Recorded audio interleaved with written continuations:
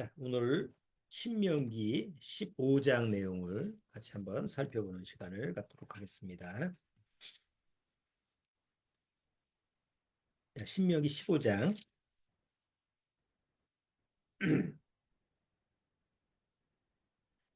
어,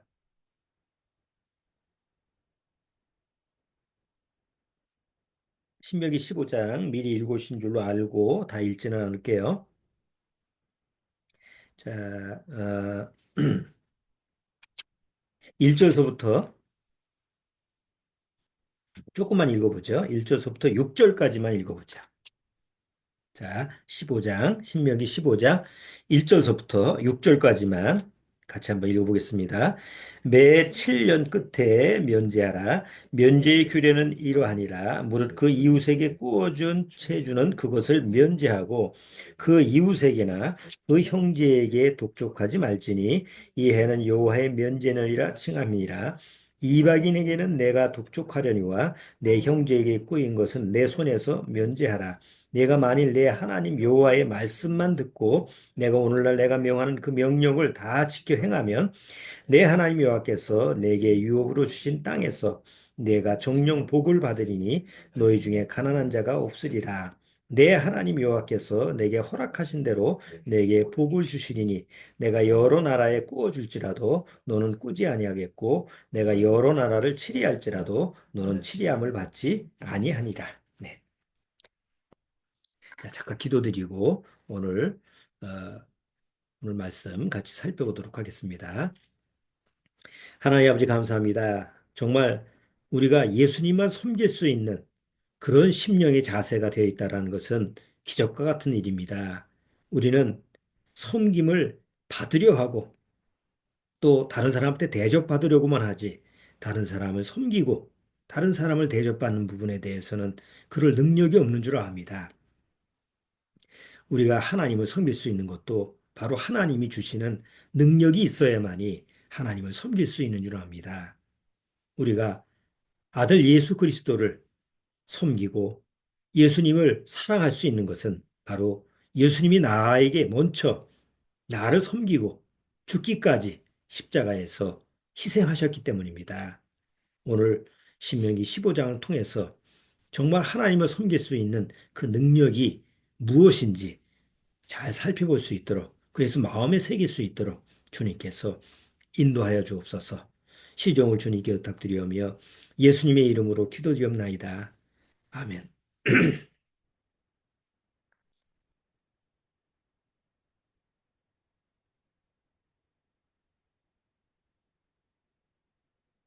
자, 오늘 신명기 15장 그 내용인데 15장에 보면 쭉 이스라엘 민족이 그 하나님 말씀에 순종만 하면 너희는 내 말에 순종하고 내 말을 잘 들으면 절대 가난한 자가 되지 않는다. 이렇게 약속을 하셨죠. 그런데 뒤에 보면 또 혹 가난해져서 노예가 생겼을 경우에 그러니까 이거는 하나님 말씀에 순종하면 참 그렇게 생길 수 있는 문제가 아닌데 그들이 불순종할 걸 알았기 때문에 너희들이 하나님 말씀에 불순종하게 되면 노예라고 하는 신분이 생기고 그런 노예의 신분이 생겼을 때 어떻게 적절하게 해줘야 될 건지 이제 이런 규례가 신명기 15장입니다. 그런데 이 15장은 사실 세상적인 법에서 세상적인 입장에서는 가당치 않는 상황이죠. 그렇죠? 여러분 누구한테 돈을 꿔줬는데 7년 되는 해에 다 면제를 해서 안 갚아도 된다는 그런 예? 그런 법을 어떻게 적용하겠어요? 그렇죠? 이제 면제년이 가까이 왔어요. 근데 그 주변에 아는 사람이 가난한 사람이 나고 돈을 꿔달라 요 누가 꿔주겠어요? 이제 면제년이 가까이 오면 갚지 않아도 되는데. 근데 하나님은 여기다가 이스라엘 민족의 규례에 뭐라고 그랬어요? 혹 면제년이 가까이 왔는데도 불구하고 누가 너한테 꿔달라고 그러면 뭐라고 그래요? 기꺼이 줘라. 못 받을 걸 알면서도 가난한 자를 돌보라. 이렇게 하나님이 명령하셨어요. 왜? 그렇게 하면 너희는 절대 가난하지 않게 하겠다. 그런데 이스라엘 민족은 본성적으로 우리도 그렇지만 그럴 수가 없죠. 노예가 우리 집에 노예가 있는데 반드시 7년 면제년에는 어떻게 해야 돼요? 해방시켜줘야 돼요. 근데 그냥 풀어주는 것도 아니야. 7년 동안 노예 생활을 했는데 거기에 상응하는 그 노예의 일을 한 그만큼 풍성하게 해서 내보내줘야 돼요. 아니, 노예로 들어온 그 노예를 풀어주는 것도 아까운데 거기다가 그 상응하는 대가를 치러주고 보낸다라는 게 이게 세상법에 가당이나 한 일이에요. 그러니까 세상법에서는 적용시킬 수가 없는 법이에요. 이런 일이 있을 수도 없고. 그런데 이스라엘 민족은 그것을 적용시키라고 하나님이 말씀하시는 거예요. 그래서 오늘 제가 이제 중점적으로 같이 한번 살펴봐야 될 내용은 뭐 읽지는 않았는데 여기 이제 만약에 어떤 종이 어, 있는데 그 종이 주인을 너무 사랑해. 그러면 7년 면제년이 돼서 자유롭게 나가게 해야 되는데 풀어줘야 되는데 만약 종이 난 당신을 사랑하기 때문에 주인을 사랑하기 때문에 안 나가겠소. 난 나가지 않겠다라고 하면 뭐예요? 아니, 귀에다가 이렇게 못을 박아가지고 영원히 종으로 살 수 있는 그런 법이 또 여기 주어지게 되죠. 그것도 또 세상에서는 가당치 않는 힘든 그런 법인데 이스라엘 민족한테 하나님이 이런 규례를 줘요. 그래서 이런 규례가 그 세상에서는 참 적용하기 힘든 규례인데 왜 이스라엘 민족한테 줬고 우리한테 지금 우리한테 적용되는 그 부분이 뭔가 이런 부분을 오늘 같이 한번 살펴보려고 합니다. 자, 이 노예라고 하는 그 제도가 굉장히 오래전서부터 있었어요. 우리 성경에서 보면 아, 아브라함의 종들이 있죠. 그 성경에 보면 아브라함의 수종들은 종들이 있죠. 아브라함이 같이 가는데 이제 그 족장 시대에 보면 그 노예들이 종들이 많이 나와요. 그럼 지금서부터 한 거의 3,500년 전, 4,000년 전서부터 물론 이집트 문명 시대에도 그 노예들이 많았잖아요. 그러니까 노예라고 하는 제도는 상당히 오래전서부터 있었어요. 우리나라 기록에도 보면 고조선 시대에도 고조선이라는 게 우리나라 최초의 처음 나라가 시작될 때 아니에요. 근데 고조선 시대의 기록물에도 보면 그 종들이라고 하는 노예의 신분이라고 하는 내용이 나오는 거 보니까 굉장히 오래된 그런 제도가 이제 우리가 역사 속에서 보게 되는데 그 노예라고 하는 게 과연 뭐예요? 노예라고 하는 것은 우리가 뭐 드라마에서도 그 요새 뭐 옥시부인전인가 그런 드라마 그 줄거리도 보면 노예, 종 이런 거 많이 나오죠. 그래서 노예라고 하는 것은 사전 의미적인 그 내용에 보면 사람임에도 불구하고 사람이에요. 사람임에도 불구하고 인격이 부인되고 자유와 권리 등 모든 것을 빼앗겨 타인의 소유가 되는 계층, 계급을 말한다. 그러니까 사전적 정의가 그래요. 똑같은 사람인데 인격이 주어지질 않아요. 그러니까 하나의 물건화되는 거죠. 그래서 뭐 돈 주고 사고 파는 물건이 되고 그다음에 사람의 인격처럼 뭐 존중이라는 건 있을 수가 없고 뭐 주인에 의해서 죽고 살고 하는 이런 존재가 노예라고 하는 신분이에요. 근데 지금은 뭐 지금 시대는 노예라고 하는 신분은 없어진 것 같은데 실제로 지금 노예처럼 이렇게 노예 신분으로 사는 사람들이 한 3,600만 명이 된다고 그래요. 그런 신분을 가지고 있는 그런 처지에 있는 사람들이 뭐 아프리카라든가 뭐 예? 저 아시아 이런 계통에도 뭐 지금 노예 신분은 아니더라도 거의 노예처럼 그 일을 하는 그런 부분이 많았죠. 우리나라도 마찬가지. 옛날 뭐 저 사탕수수 하와이 가가지고 거의 노예처럼 이런 모습을 취하는 이런 사람들이 아직도 있다고 그래요. 자, 근데 지금은 노예제도가 없어졌는데도 여전히 노예의 습성을 가지고 우리가 살아가요. 어, 직장 다니는 것도 뭐예요? 일의 노예죠.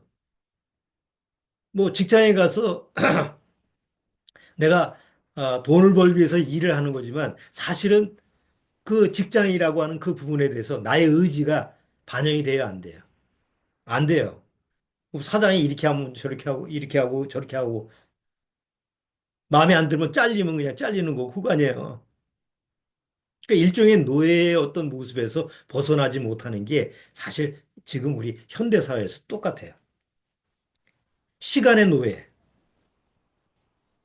특히 우리나라 사람들은 뭔가 아니 바쁜 게 없는데도 뭐 이렇게 바쁜지 시간에 매여 있는 그런 삶.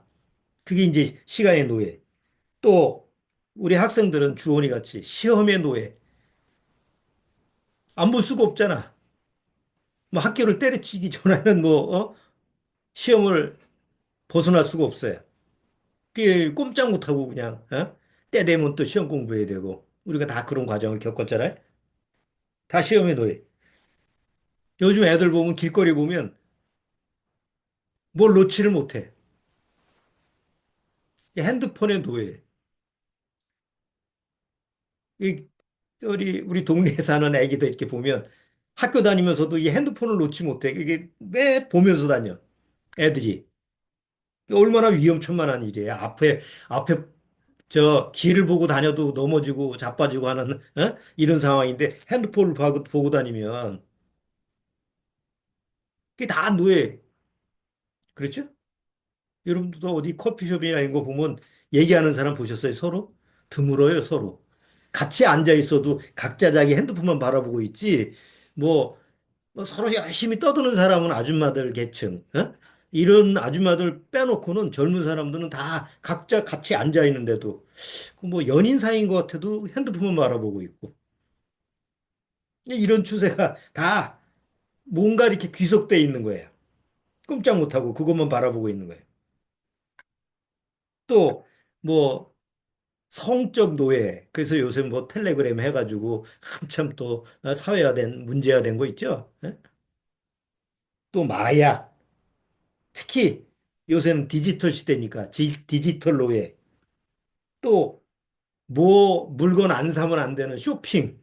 예? 소비 노예. 그러니까 지금 21세기의 현대화에서도 옛날 같이 신분적인 노예는 없어도 삶 자체가 어딘가 구속돼 있고 어딘가 붙들려서 꼼짝 못하는 그런 노예적인 삶에서 벗어나지 못하는 거예요.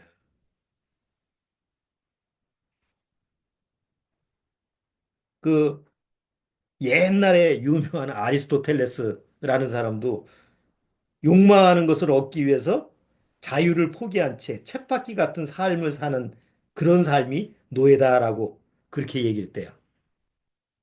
요즘은 자기의 삶을 통제하지 못하고 어떤 시스템에 뭐 국가적인 시스템, 경제적인, 사회적인 시스템, 교육적인 시스템, 그 시스템이라는 게 있죠. 어떤 조직체에 의해서 거기서 구속당하고 끌려가는 삶이 이제 노예의 삶이에요. 그러니까 지금은 신분제도만 없어졌 뿐이지 삶의 모습은 전혀 바뀌질 않아요. 우리 성경의 전도서처럼 해 아래서 새 것이 없다는 것처럼 여전히 노예의 삶에서 벗어나지 못하는 게 우리 현재적인 삶이죠. 그 그런 것을 요새 조금 이렇게 표현한 여기 옛날 노예하고 현대판 노예의 차이점이 뭐냐? 옛날 노예는 해지면 일 안 했다. 근데 현대판 노예는 해지고도 일해야 된다. 더 비참해진 거죠. 옛날 노예는 주인이 결혼시키고 집도 주고 밥도 주고 다 해결해 줬는데 현대판 노예는 결혼도 못하고 집도 못 사고 하루하루 생계가 걱정하는 게 현대판 노예. 또 옛날에는 자기 자신이 노예인 줄 잘 알았어요. 근데 요즘 노예는 현대판 노예는 자기가 노예인 줄을 몰라. 자유인인 줄 알면서도 실제 노예 생활을 한다. 잘 표현한 것 같아요. 그렇죠?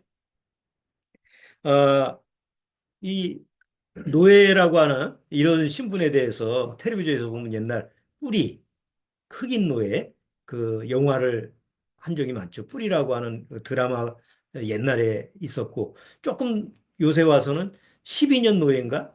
외국에서 나오는 그 미국 드라마에서 12년 노예, 12년 동안 노예 생활을 했던 어떤 사람의 실제 얘기를 드라마하는 거 있어요. 그 얼마 전에 책 하나 옛날에 나온 책이 있는데 미국 노예예요. 미국 노예인데 프레데릭 더글라스라고 하는 삶에 관한 이야기라는 책. 이게 이제 번역된 책이 하나 있는데 이 사람이 미국에서 이제 노예 신분이 있을 때 노예의 부모 밑에서 태어났어요. 노예로 태어났죠. 그런데 어, 일찍이 옥시구인존에서도 그렇게 나오는데 주인 그 주인의 아내가 얘를 이뻐해서 그런지 알파벳을 가르쳤어요. 그래서 그 아이가 단어를 공부하고 뭐 글을 배우고 이런 거에 또 심취해가지고 아 이게 나한테 필요한 건 자유다. 그래서 이제 어, 열심히 공부를 해요. 근데 주인이 못마땅해가지고 주인 이제 남편 전 주인의 못마땅해가지고 다른 곳에 또 팔아버려요. 글을 하니까. 글을 하면 뭔가 또 말도 하고 또 잘난 체를 하잖아요. 그러니까 다른 곳에 팔아버려요. 다른 곳에 가서 똑같은 자기 흑인 노예한테 글을 가르치는 거예요. 글을 가르쳐야만이 우리가 뭔가 도모할 수 있다. 그래서 이제 그냥 계속 그런 일을 하다 보니까 핍박을 당하고 박해를 당하고 이런 삶에 대한 그 책을 그 사람이 나중에 이제 글을 써요. 이 남쪽에는 노예제도가 좀 있었을 때 북쪽에는 노예제도가 일찍 없어졌잖아요. 그래서 남쪽에서 북쪽으로 이제 도망가는 그런 자기 자서전적인 삶을 사는데 그 책 이름이 프레데릭 더글러스 삶에 관한 이야기. 근데 이 사람이 이제 노예 삶을 하면서 무슨 일 했냐면 배, 배 그 뭐 이물질 이런 거를 긁는 그런 일을 하는데 그런 그 바닷가에서 배 작업을 하는데 거기서 어 이제 시를 하나 시 아니라 이제 자기 글을 하나 써요. 그 책 서문에 나온 이야기인데 내가 한번 좀 읽어줄게요. 그때 노예의 삶에서 스스로 자기 자신의 삶에 대해서 어떻게 생각하느냐 이런 거를 써놨어요. 근데 아주 좀 의미 있는 것 같아서 한번 제가 예를 하나 들어서 읽어볼게요. 너희들은 선착장에서 배를 가지고 얘기하는 거예요. 배. 자기가 수선하는 배. 너희들은 선착장에서 풀려나 자유롭게 되었구나. 나는 사슬에 꽁꽁 매인 노예란다. 너는 순풍에 즐거이 이동하고 나는 피비린내 나는 채찍 앞에서 슬프구나. 너희들은 세계를 두루 날아다니는 자유라는 날개 달린 천사들이고 나는 무쇠 족쇄를 차고 있구나. 내가 자유롭다면 내가 내 아름답게 꾸민 가판 위에 있고 보호해주는 내 날개 아래 있다면 슬프도다. 나와 너 사이에는 흉흉한 물결이 넘실대고 있구나. 계속하라, 계속가. 나도 갈 수만 있다면, 헤엄쳐 건널 수만 있다면, 내가 날 수 있다면, 나는 왜 인간을 짐승으로 만드는 인간의 소유로 태어났단 말인가. 반가운 배는 가버린다. 그 배는 멀리 어렴풋한 곳으로 모습을 감춘다. 나는 끝나지 않을 노예제도의 가장 뜨거운 지옥에 남아있구나. 오 하나님, 저를 구원해 주소서. 하나님, 나를 구원해 주소서. 이 글을 서문에다가 쓰고 그 다음에 이제 자기가 어떻게 노예로 태어나서 고생을 하고 나중에 이제 탈출을 해요. 결국은 탈출을 해서 이제 작가가 되죠. 작가가 되고 또 뭐 여러 가지 그 평론가도 되고 또이 흑인 노예들의 이런 해방을 위해서 아주 앞에 서는 이런 역할을 하는 사람이에요. 자, 여기서 이 사람이 쓴 그 자서전적인 요소에서 노예라고 한 삶 자체가 우리 뭐 드라마에 봐서 알지만 실제로 노예 생활을 안 했을 때는 모르잖아요. 그 자기 삶이 얼마나 비참하고 지옥 같은 삶을 사느냐 이런 모습을 이렇게 표현한 건데 우리가 이제 오늘 신명기 15장을 통해서 하나님이 히브리 종의 히브리 노예들한테 어떤 모습을 하나님이 취해 주시느냐라는 부분을 한번 살펴보면서 그럼 하나님은 노예에 대해서 어떤 생각을 가지고 계시느냐? 하나님이 이스라엘 민족을 택했음에도 불구하고 이스라엘 민족 안에 노예 제도가 노예라는 신분이 있을 거라는 것을 하나님이 미리 아셨어요. 그래서 여기 신명기 한번 15장 한번 보세요.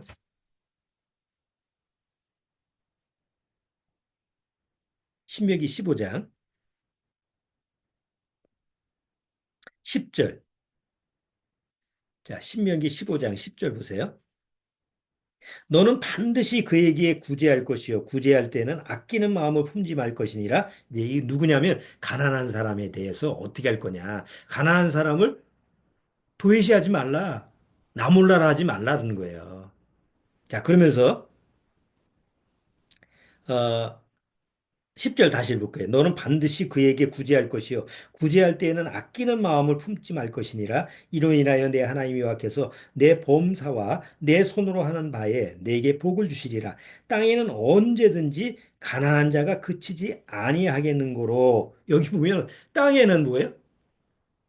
가난한 자가 언제든지 있을 거다라는 말씀을 하셔요. 보통 가난한 자 입장에서는 하나님을 원망하죠. 왜 이렇게 태어나게 해가지고, 나는 이렇게 가난한 자로 태어났을까? 그럴 거 아니에요. 내가 가난한 자로 태어났다고 한다면, 만약 하나님을 믿는다고 한다면, 뭐 원망을 그렇게 할 거야. 아니, 차라리 부잣집에 부잣집 자녀로 태어나게 하지. 왜 난 가난한 집에서 태어나게 했을까? 이런 원망을 할 거 아니에요.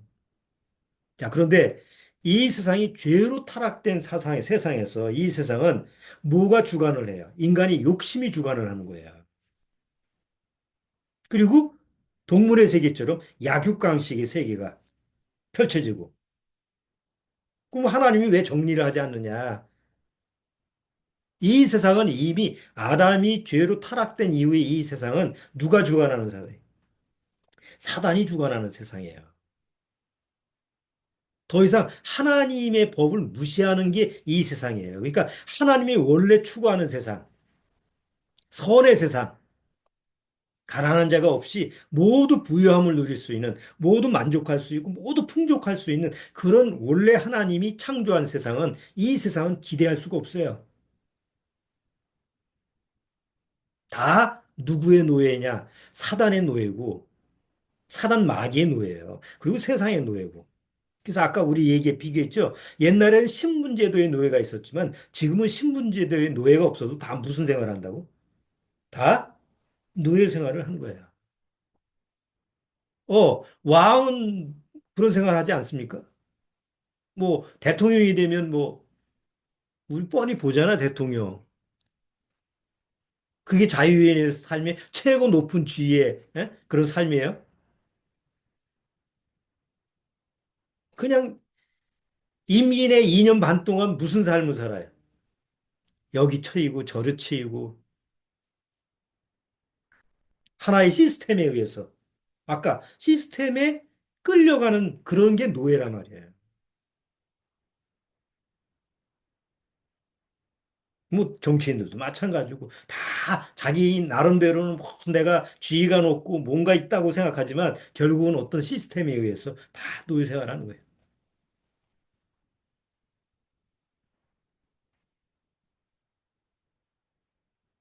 자, 그런데 하나님은 그런 세상에서 혹시 히브리 민족 하나님이 택한 이스라엘 백성에 가난한 자가 있거나 혹 노예가 생겼다 하자.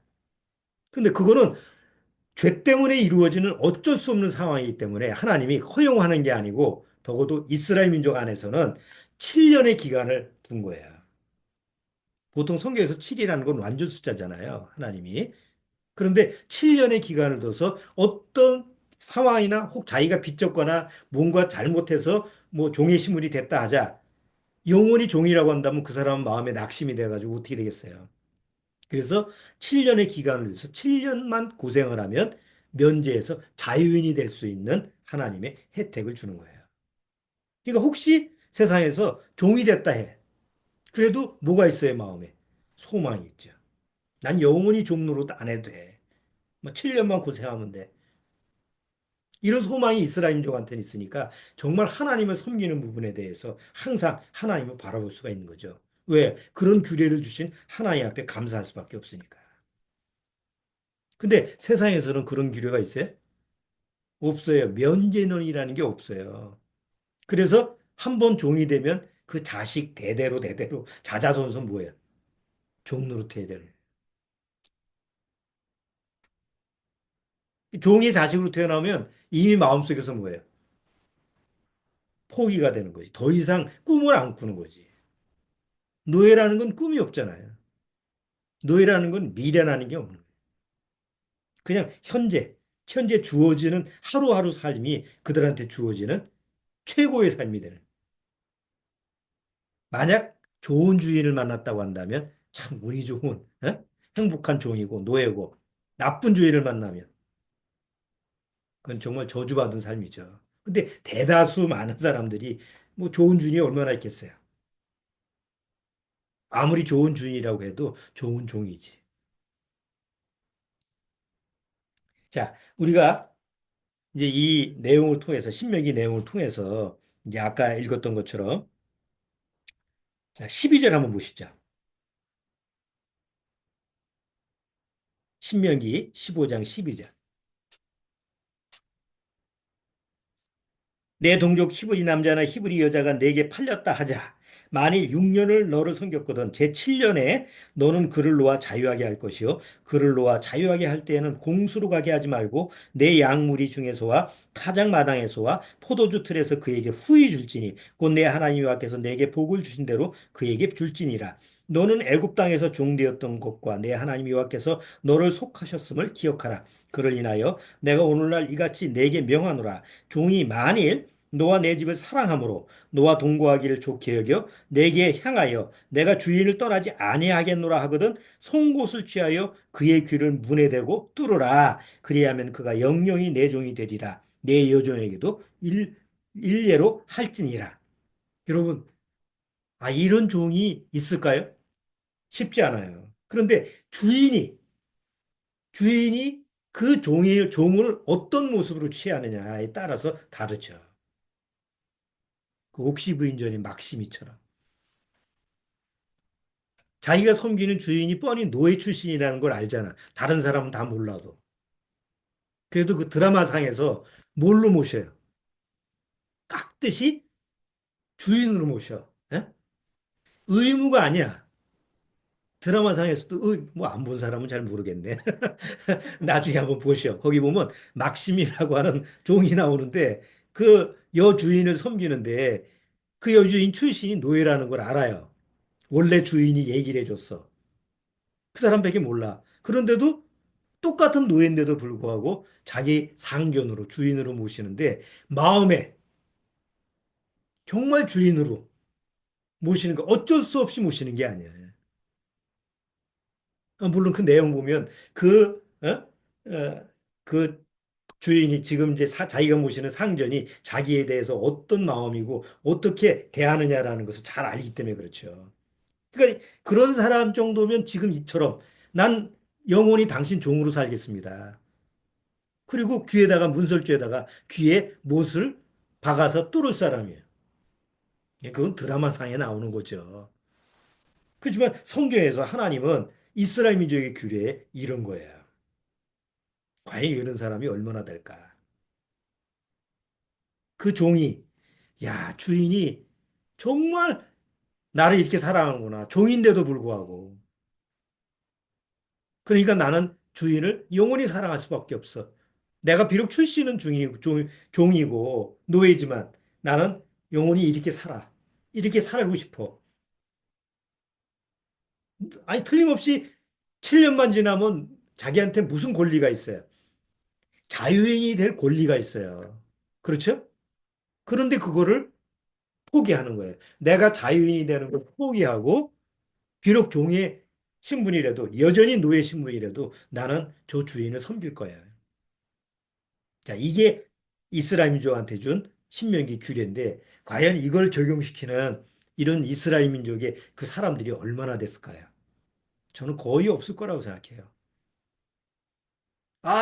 나 이제 7년 끝나면 자연이야. 그러고 뭐 다 나간다고 그러지. 누가 노예 생활하고 누가 종노릇하고 싶겠어요.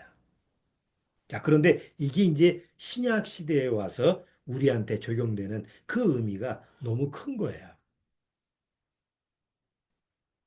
그 옥시 부인전에 보면 막시미가 왜 그 옥시 부인을 그렇게 상전으로 모시느냐? 뭘 바쳤어요? 목숨 걸고 자기를 지켰거든. 그렇죠? 그 드라마 보면 자기 목숨까지 걸고 그 종을 위해서 희생을 해요. 그 막 나서는 거야. 그러니까 그 종이 주인 상전을 주인처럼 안 모시겠어요? 이 예는 우리가 예수님과 나와의 관계 속에서 굉장히 중요한 의미예요. 영적인 의미라는 거죠. 뭐 이걸 그냥 행위적으로 한다고 한다면 세상에서는 이게 참 불가능한 거죠. 그런데 이런 능력이 구원받으면 생기는 거예요. 우리는 다 죄의 노예고 죄의 종이에요. 그렇죠? 신분적으로 나는 자유인이고 뭐 민주주의에서 지금 이 시대에 태어났고 뭐 그래서 지금은 뭐 종로도 할 필요도 없다고 하지만 과거의 신분제도에 노예가 있었던 시대든 지금 노예가 없었던 시대든 똑같은 원리가 뭐냐면 다 죄의 노예예요. 왕도 죄의 노예고 대통령도 죄의 노예고 뭐 지금 가장 세상에서 가장 낮은 그런 직급을 가지고 세상에서 그렇게 거지로 산다고 해도 다 죄의 노예예요. 그 성경에서 6장에서 로마서 6장에 뭐라고 했어요? 한 사람이 죄를 범함으로 모든 사람이 죄인 됐다. 그래서 다 죄의 종으로 태어나요. 죄의 종이라는 게 뭐예요? 죄의 노예는 자기 의지가 없어요. 죄에 대해서 시키면 이해하고 하는 거예요. 여러분 잘 생각해 보세요. 내가 저 사람 칭찬하고 싶어. 저 사람 저 사람에 대해서 좀 좋은 말을 하고 싶어. 저 사람 좀 이렇게 좀 뭔가 내가 저 사람을 위해서 말 한마디를 좀 하고 싶어. 그러면 생각을 어떻게 해야 돼요? 많이 해야 돼요. 당신 굉장히 좀 뭐 날씬해졌네요. 뭐 아니면 뭐 얼굴이 아주 좋아졌네요. 이제 이렇게 얘기를 좋은 말을 한다고 해도 한편 마음속에서 무슨 생각이 있냐면 혹시 이거 내가 잘못 말해가지고 또 오해하지 않을까? 이런 여러 가지 생각을 해야만이 좋은 말을 하고 또 어떤 선한 행동을 해도 내가 이 사람한테 좀 선의를 베풀려고 하는데 혹시 저 사람이 또 오해를 하는 거 아니야? 자기가한테 뭐 관심 있는 것처럼 또 생각하지 않을까? 아니면 뭔가 또 뇌물 아닐까? 이거 얼마나 생각을 많이 해야 돼요. 그러니까 내가 세상에서 착한 일을 하고 선한 일을 하고 뭐 선한 의도를 하기 위해서는 많은 생각을 해야 돼요. 그런데 저 사람이 미워서 탁 좀 이제 저 사람이 미워. 그러면 나도 모르는 사이에 탁 한마디 뱉는데 무슨 생각을 해요? 아무 생각 안 해요. 그냥 처음부터 욕이 나와. 왜 그럴까요? 악에 대해서는 생각이라는 게 필요 없어요. 죄에 대해서는 내 생각이 안 나오는 거예요. 그냥 본성적으로 나오는 거예요. 그게 노예라는 거예요. 그죠? 노예라고 하는 건 주인이 일로 가. 그러면 일로 가는 거고 절로 가. 그러면 절로 가는 거예요. 아니오라는 게 있을 수가 없어요. 아니오면 죽어. 죄의 노예라는 건 다 죄에 대해서 예스밖에 못하는 존재가 죄의 노예라는 거예요. 우리가 다 죄에 대해서 뭐예요? 예스 했던 사람이죠. 죄에 대해서는 난 아니에요, 못하겠어요. 이런 게 할 수 없는 그런 능력이 없었던 사람이에요. 그래서 성경에서는 누구든지 다 죄의 노예예요. 자, 로마서 6장 17절.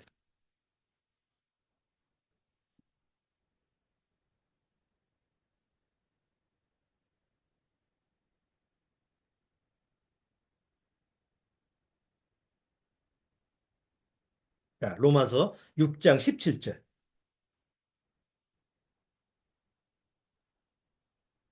자, 로마서 6장 17절. 한 사람의 범죄를 인하여 사망이 그 한 사람으로 말미암아 왕노릇하였은즉 뭐라고 그랬어요? 한 사람 아담이죠. 범죄를 인하여 사망이 그 한 사람으로 말미암아 모든 사람이 다 노예 생활하는 거예요. 7장. 그 로마서 7장 19절.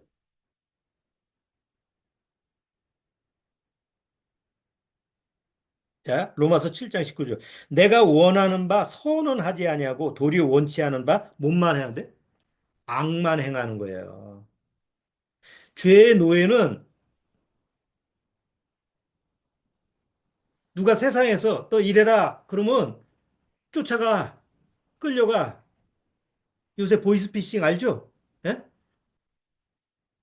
전화 걸어서 어쩌고 저쩌고 그러면 나중에 보면 말도 안 되는 얘기인데 다 속아 넘어가.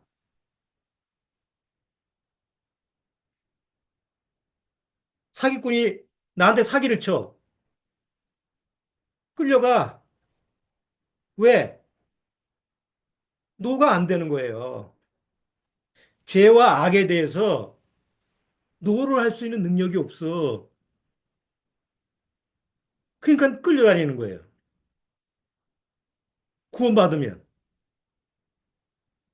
노하는 능력이 생기는 거예요. 사단이 너 일로 와. 안 돼요. 세상이 너 이쪽으로 가자. 안 돼요. 사기치는 놈이 야, 너 이게 아주 좋은 길이야. 노. 근데 구원을 받지 못하면 이런 능력이 없어요. 그러니까 이리 끌려가고 저리 가면 저리 끌려가고 세상에서 내 의지가 없어.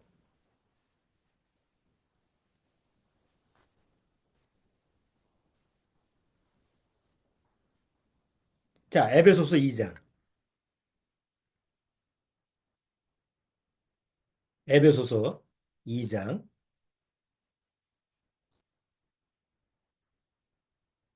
에베소서 2장.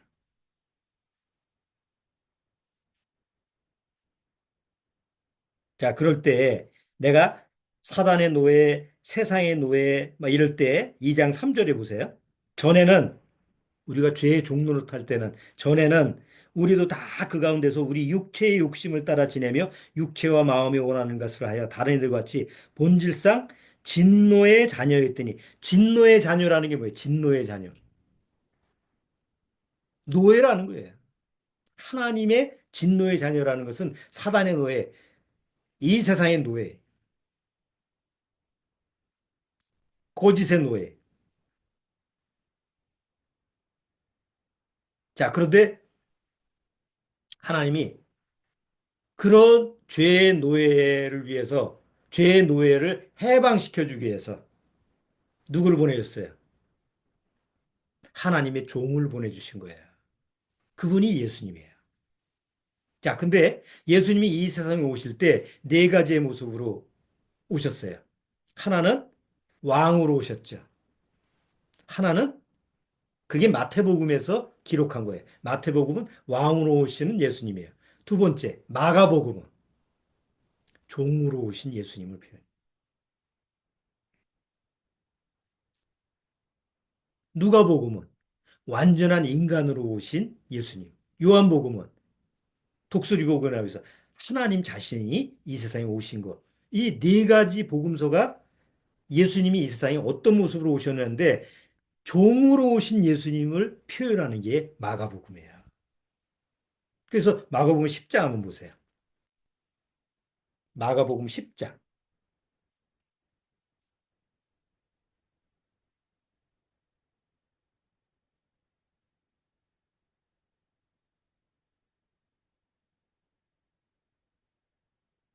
자, 마가복음 10장 43절.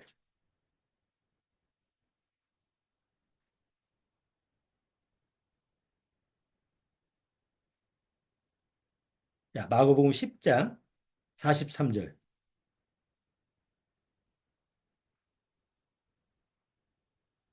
너희 중에는 그렇지 아니하니 너희 중에 누구든지 크고자 하는 자는 너희를 섬기는 자가 되고 너희 중에 누구든지 으뜸이 되고자 하는 자는 모든 사람의 종이 되어야 하리라. 인자에 온 것은 섬김을 받으려 함이 아니라 도리어 섬기려 하고 자기 목숨을 많은 사람의 대속물로 주려 함이니라. 예수님이 이 세상에 오시는 건 섬김을 받으러 온 게 아니라 뭐예요? 오히려 섬기려 왔다라고 얘기하시는 거예요. 여러분, 석가모니가 섬기러 왔나요? 공자맹자가 섬기러 오지 않았죠? 뭐 마호메트가 섬기러 오지 않았죠? 다 섬김을 받는 대상이죠. 우리 세상 종교가 그 종교의 어떤 대상이 신적인 대상을 다 뭐예요? 섬기죠. 그들은 섬기는 종으로 온 존재가 아니에요. 그런 종교가 없어요. 그런데 성경에서 예수님만이 섬기는 종으로 오세요. 어떻게 신이 종으로 내려오죠? 아니, 예수님이 종의 모습을 가지고 오신다라고 하는 모습을 이사야 선자가 예언을 했어요. 이사야서 한번 보세요. 이사야서 42장.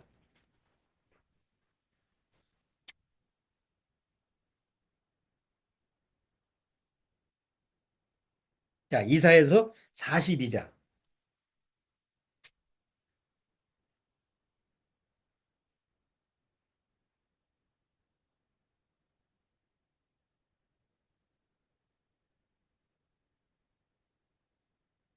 자, 이사야서 42장 1절 보세요.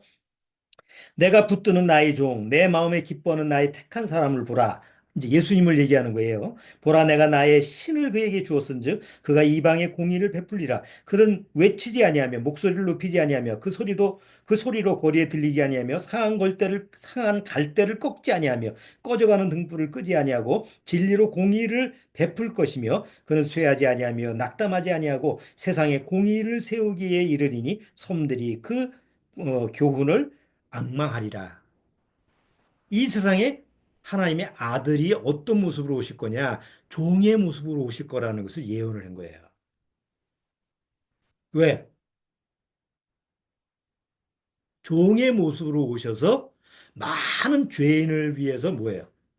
대속물로, 희생제물로 십자가에 죽으실 것이기 때문에. 아니, 주인이 죽을 수는 없잖아요.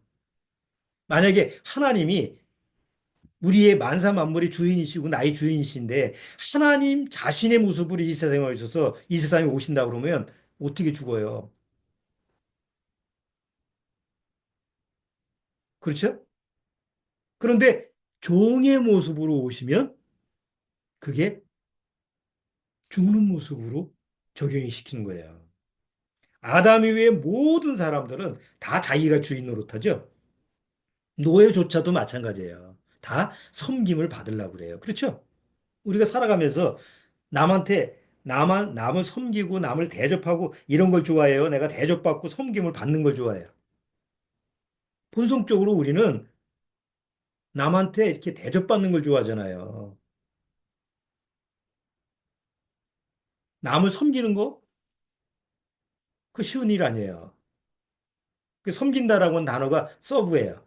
그 서비스. 우리가 서비스 직업 해가지고 뭐 다른 사람 서비스 뭐 이렇게 얘기하잖아요. 근데 원래 서브라고 하는 그 이 단어의 어원을 보면 노예, 노예가 이게 뭐 식사 대접 주인을 위해서 하는 거. 그 어원이 그래요. 그런데 성경에서 서브라고 하는 히브리어나 헬라어 이 단어를 보면 하나님을 섬기는 의미가 들어가 있어요. 그러니까 세상에서 쓰는 그 서브라고 하는 단어는 노예 신분에서 주인을 섬기고 뭔가 대접하고 이런 의미밖에 없는데 성경에서 섬긴다라고 하는 단어는 살아계신 하나님을 섬기는 것을 우선적으로 해요. 그러니까 하나님을 섬기면서 혹 내가 노예 신분이면 주인을 섬기고 또 다른 사람, 가족을 섬기고 이런 그 의미가 들어가 있는 거예요. 근데 세상에서는 아담의 후손들은 다 자기만 대접받고 섬김받기를 원하죠. 그러니까 혹시 내가 노예 신분이나 아니면 요즘 얘기하면 서비스 직업을 가지고 있어. 마음에서 우러나서 서비스 할까요? 안 그렇잖아요. 커피 갖다 주는 종업원이 커피 갖다 주면서 주인처럼 갖다 줘. 장사하기 위해서 갖다 주는 것뿐이지 마음에서 섬기는 모습이라는 건 없다는 거예요. 그러니까 하나님의 존재가 빠져버리면 섬김은 그거는 일종의 봉사라고 봉사. 마음에 우러나지 않는 봉사. 대가를 위한 봉사. 우리가 봉사 활동 많이 하잖아요, 세상에서. 그 봉사 활동도 사실 따지고 보면 다 누구의 의예요? 자기 만족, 자기 의. 내가 누구를 도왔어. 그럼 내가 마음이 흡족해. 이거 누구 만족이에요? 자기 만족이에요. 근데 섬긴다라고 하는 것은 자기 만족이라는 게 있을 수가 없어요. 나한테는 아무것도 안 와. 나한테는 고통밖에 없어. 나한테는 괴로움밖에 없어. 그런데도 그게 기뻐. 이게 성경에서 말하는 진짜 섬김이에요. 세상에서는 그런 게 있을 수가 없잖아요.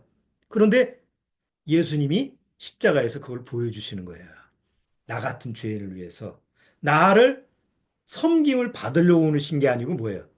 나를 섬기러 종의 모습으로 오셔서 십자가에 죽으실 때 자기 목숨까지도 바쳐서 나를 위해서 죽으셨는데, 아, 그분이 나의 주인이었구나. 나를 얼마나 사랑했으면 내가 오히려 섬겨야 되는 분인데, 오히려 나를 섬기기 위해서 십자가에 죽으셨을까? 그러면 어떻게 해야 되겠어요? 아까 신명기에 나온 것처럼 내가 나를 위해서 십자가에 죽으신 예수님을 섬길 때 어떻게 해야 되겠어요? 난 영원히 예수님의 종으로 살고 싶다. 귀에다가 문설주에다가 귀에 못을 박아서 나는 주님의 종으로 주님의 노예로 난 영원히 살고 싶습니다. 왜? 주님을 사랑하니까. 그런데 그걸 위해서 주님이 먼저 뭘 보여줬어요? 종의 형체로 오셔서 정말 죄의 노예였던 나를 위해서 십자가에서 대신 희생해 주셨다는 거예요. 그걸 아는 사람이 의의 종이라는 거예요. 자유를 얻었으면서도 불구하고 너희는 의의 종이다. 특히 사도 바울은 뭐라고 해요? 특히 우리는 의의 종이다. 계속 그런 말 반복하죠. 왜 자유인이면서도 왜 의의 종이라고 했을까? 그 의미를 알기 때문에 그래요. 아, 문설주의 길을 박아야 되는 그 종. 자유가 권리가 있음에도 불구하고 스스로 포기하고 스스로 종이 되겠다라고 하는 그 의미를 사도 바울이 너무나 잘 아는 거죠. 사도 바울은 자기라는 게 없었잖아요. 사도 바울 전에 세례 요한 아시죠? 세례 요한은 예수님보다 먼저 앞선 자죠. 틀림없이 세례 요한도 자기 이름을 내세울 만한 사람이에요. 그런데 세례 요한은 항상 뭐라고 그래요? 나는 예수님의 그림자도 못할 사람이다. 나는 예수님의 길을 예비하는 자다.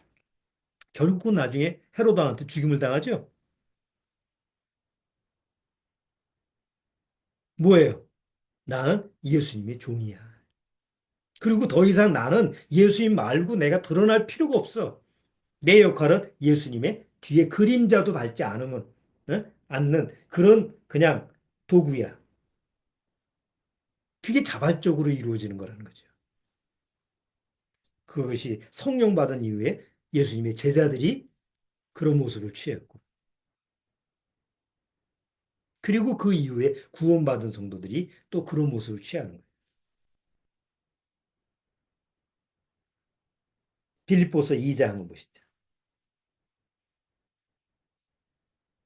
자, 지금 제가 설명드렸던 그 내용의 핵심적인 부분을 아주 딱 그, 어, 모아서 정리한 말씀이 빌립보서 2장. 자, 2장 6절 보세요.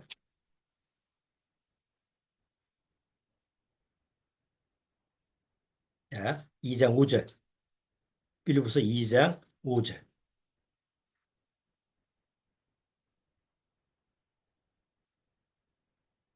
자, 빌립보서 2장 5절. 자, 다 찾으셨으면 2장 5절, 2장 5절부터 9절까지 같이 한번 읽어보죠. 너희 안에 이 마음을 품으라. 곧 그리스도 예수의 마음이니 그는 근본 하나님의 본체시나 하나님과 동등됨을 취할 것으로 여기지 아니하시고 오히려 자기를 비어 종의 형체를 가져 사람들과 같이 되었고 사람의 모양으로 나타나셨음에 자기를 낮추시고 죽기까지 복종하셨으니 곧 십자가에 죽으심이라. 이게 예수님의 종의 형체로 이 세상에 오신 목적이고, 그리고 나를 위해서, 죄의 종이었던 나를 위해서 친히 나의 종으로, 나 대신 죽어주는 종으로 오셔서 십자가에서 나를 위해서 대속제물로 죽으신 거예요. 자, 그게 복음이죠. 혹시 내가 노예 신분이라고 합시다. 노예제도에. 이 미국에서 노예제도에서 그 노예들이 하나님을 섬겼어요. 그러면 그 당시 노예제도가 있을 때 그 노예들이 침부는 노예인데 이 복음을 깨달았다고 하면 그 사람의 마음은 어떨까요? 성경처럼 자기 주인을 저 원수 같은 주인 저 죽이고 그냥 탈출할까 이런 마음이 아니고 성경의 원리대로 비록 신학의 본무죠. 악한 주인이라도 섬겨라. 이런 의미가 적용될까요? 안 될까요? 적용될 수 있는 거예요. 왜? 그런 능력이 생기기 때문에.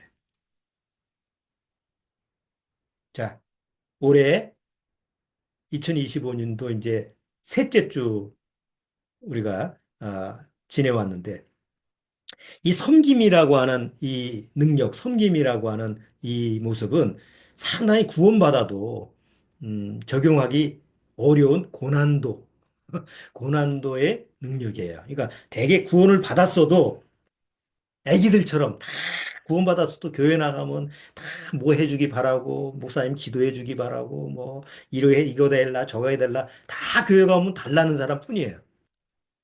그렇죠? 섬기는 사람 별로 없죠?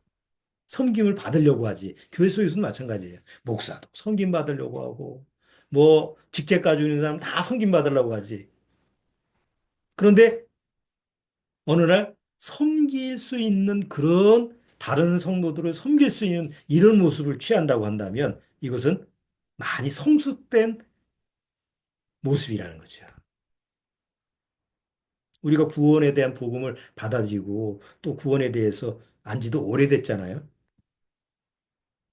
좀 이런 부분까지, 다른 심령, 다른 교회를 섬기고 다른 사람, 다른 성도 이런 게 섬기는 것이 어떤 모습일까? 이런 부분도 우리가 좀 잘 배워서 적용한다고 한다면 우리 믿음의 성숙도가 또 그 믿음의 그 심령으로 만족을 누릴 수 있는 그런 부분이 더 많이 채워지지 않을까 이렇게 생각이 들어요. 그래서 한번 여러분들도 섬김이라는 게 도대체 뭘까?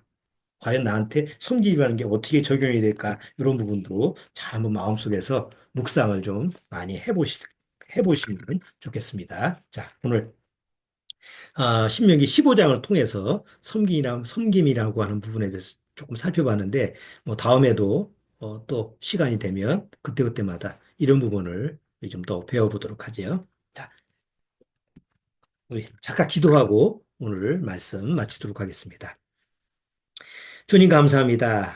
주님께서 먼저 우리를 섬기지 않으셨다면 그 섬김의 종의 모습으로 섬기는 것이 어떤 것인지 보여주시지 않았다면 우리는 이 세상에 태어나서 죄의 노예에서 또 늘 대접받기를 원하는 그런 정말 주제넘는 어리석은 그런 모습에서 절대로 벗어나지 못했을 줄 압니다. 그런데 정말 구원받고 나서 그 종의 모습으로 오신 예수님이 이제는 나의 주인이 되셔서 나로 하여금 정말 사랑을 나눌 수 있는 그런 교제를 가능케 해주신 줄 압니다. 이제 내 안에 그리스도의 영으로 말미암아 섬김의 능력까지 주신 줄 압니다.